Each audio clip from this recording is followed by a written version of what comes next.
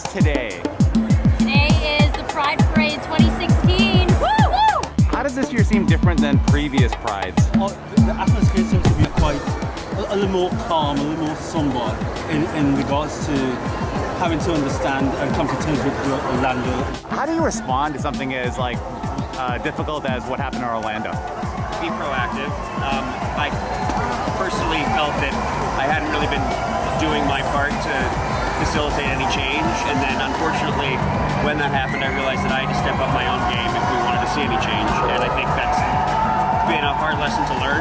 Vibe, definitely it's somber, but it's also really uplifting because everybody cares and we all came out to support each other. Last year it was just, I think, 1 week after the new law approving the same-sex marriages, and then it was quite a general enthusiasm. At the front of the parade there were a bunch of people dressed as angels holding signs to the victims of the Orlando shooting, which was so nice to see. Yeah, and then you see people at the same time partying right behind you. So there's a dual image.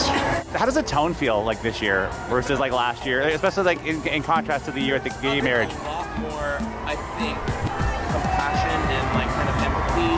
You know, everybody's always said like make jokes, and we're in the gay community, we're very snarky, we're very, you know, can be shady, can be sarcastic.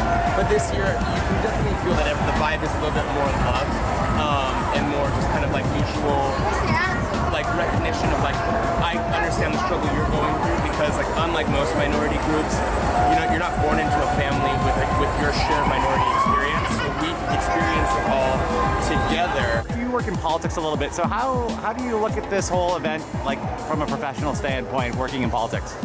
Well, I think it's really important that people, that like especially elected officials, understand the constituents' need to like be recognized and have these you know, like these issues be out in the forefront, and I think it's really great to see all of these elected officials marching. To all the individuals in Orlando who have passed, who have lost our friends, families, anyone, I send my regards to you, and I know that you're not alone. When I found out about it, I didn't find out at first that it was an LGBTQIA hate crime. So I kind of just thought it was like a crazy people in Florida thing. And then when I found out that it was a hate crime in like 2016 in Pride Month, that was obviously horrifying. And I hate that it took this for people to start really making a stand and to start really coming out and saying things about it. Especially like people that are in office and feel kind of comfortable with their positions, they're now realizing that like we're not as safe as we thought. I think that this year is, you know, significant in the fact of all the recent events that have been happening with Orlando. You know, it's a big turnout and the showing of like not being afraid and being proud of who you are. Every year is like, we love who we are, we're having a good time, but this year is more important to show everybody that like we're not backing the fuck down. We are strong, we are proud, we are happy with who we are, and nobody's gonna take that away. There's so much to like the hate crimes in the past few years, like just against like people of color and people in the LGBTQIA like communities, that it's so awful to see that, especially during Pride Month, when it seems that everything is getting better, that we can now get married in all 50 states. Like, it's different to see now. When the things are difficult is when the feeling of family is stronger. What would you say to someone who normally would want to come, but they're feeling a little bit afraid for justified reasons? What we want to say to them? Even though there is a threat and there is a risk in doing this, I think you still have to come out, because people need to see that we're not scared, and even if we are scared, people need to see that we're brave enough, that we're not just gonna like hide in our houses just because something like this keeps happening. It's a whole new level of importance for Pride that I don't think we've felt before. It's a whole new level of attending Pride. We're strong enough as a community to keep going, and we've been through so much, like it's like in the past 50 years, that like stopping now would be so disrespectful to everybody who marched for like for ages now. It's like a historical we have to thing. keep fighting. We can't stop. It could have been any one of us in any parts of the world, any parts of New York. And even we have been at Pride 2016 in Manhattan here. Sometimes I question, could it happen here now? Could it happen? Will it happen? So, you know, we are not exempted. Could you say something to the people, the good people of Orlando, who are probably feeling pretty, having some really difficult times now?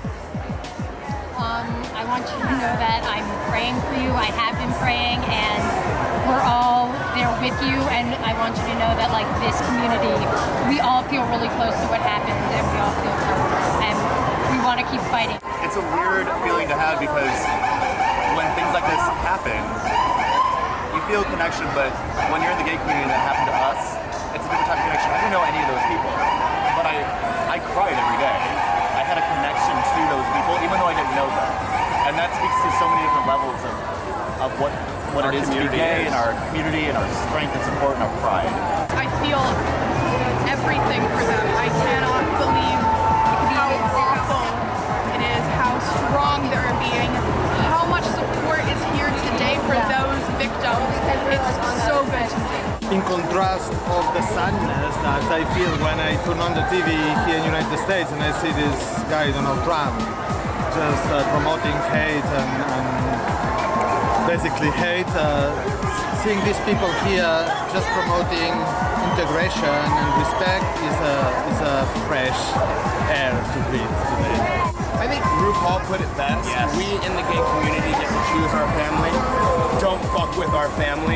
And you know, we may not have been there, but that could have been anywhere. Yeah. And the fact that we've all reacted so much just shows like we love you, we support you, and don't give up. Be who you are. Be louder than you were before. Be who you are.